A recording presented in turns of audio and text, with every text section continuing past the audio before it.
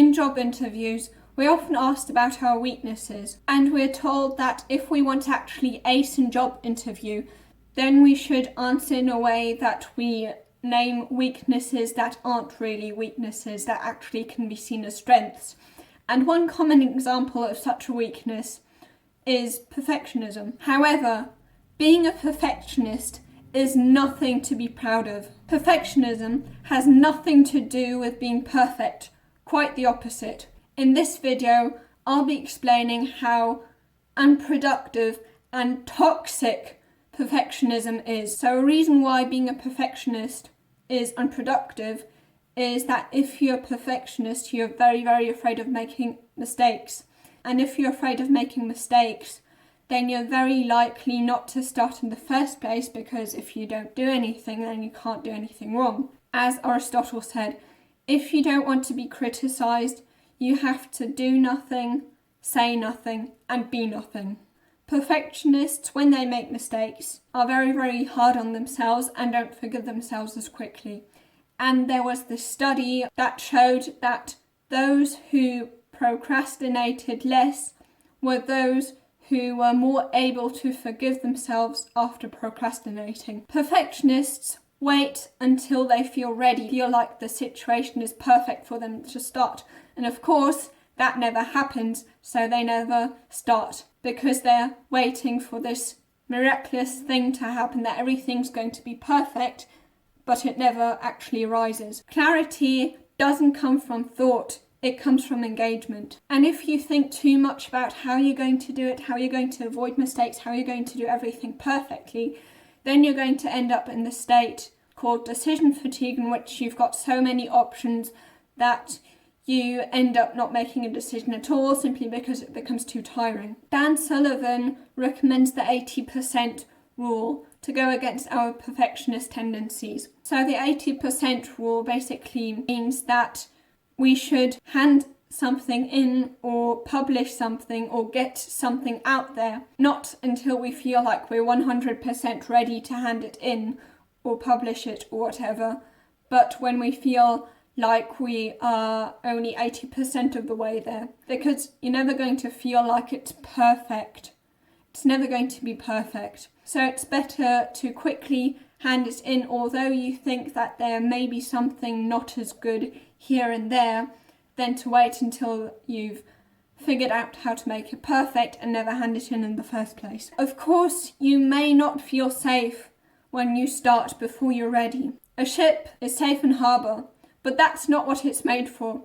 You weren't made to stay in your comfort zone, in your perfectionist tendencies. And at this point you may be thinking, but of course, mistakes are to be avoided. And of course, if you can avoid them, that's great, but you can't. Failure's always going to happen, but failure isn't that bad. Failure is simply when life doesn't go the way you'd like it to. That's all it is. And life hardly ever goes exactly the way we want it to. Henry Ford once said that failure is simply the opportunity to begin again, this time more intelligently. And Theodore Roosevelt said that the best thing is to do the right thing. The next best thing is to do the wrong thing, but the worst thing you could possibly do is nothing. And a second reason why it's going to make you unproductive is because you can only get good if you start off badly. And everything worth being good at is worth being bad at in the beginning. You can't expect that at the very first time you're going to be perfect at that certain skill. It's never going to happen like that. It's going to take ages for you to get good in the first place, and you're definitely never going to be quote-unquote perfect at that skill. It's not going to happen. So there was this pot study. Oh damn, that was the wrong kind of pot, sorry for that. And in this pot study they split participants into two groups. So one was told that they should aim for making the perfect pot, and the other one was basically told to make as many pots as possible. So one was the quantity group and the other one was the quality group, so to speak. And then the purpose of the study was to see in which of the two groups the best pot was made.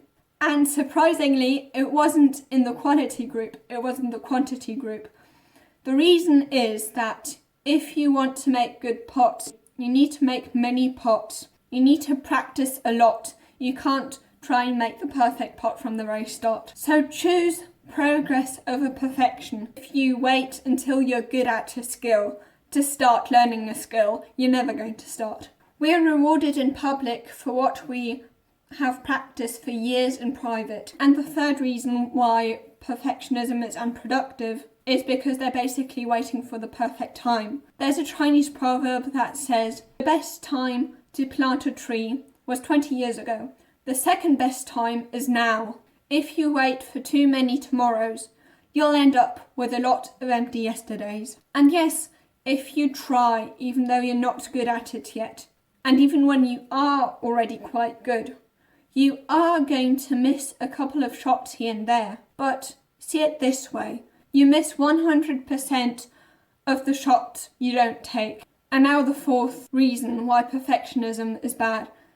And this just shows how toxic perfectionism actually is. It really messes with your mental health, especially with your self-esteem, because confidence isn't thinking that you're perfect.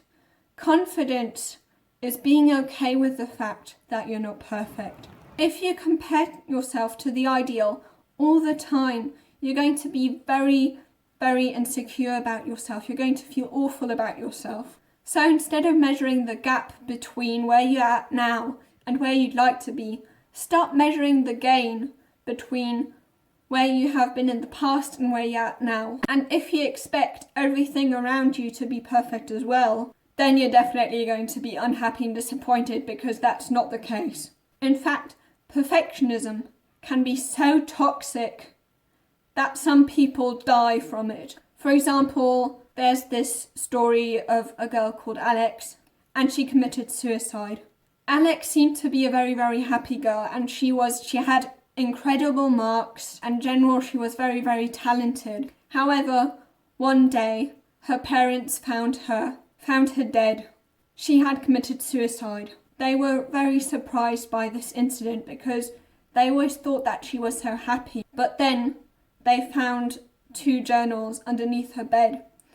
And when they opened those journals, the things she wrote in those journals were such things like, you're worthless, you're a failure, you're never going to manage. So now you know how dangerous perfectionism can actually be. Perfectionism, of course, as I've already mentioned, has a detrimental effect on your confidence. So if you want to boost your confidence, you can watch this video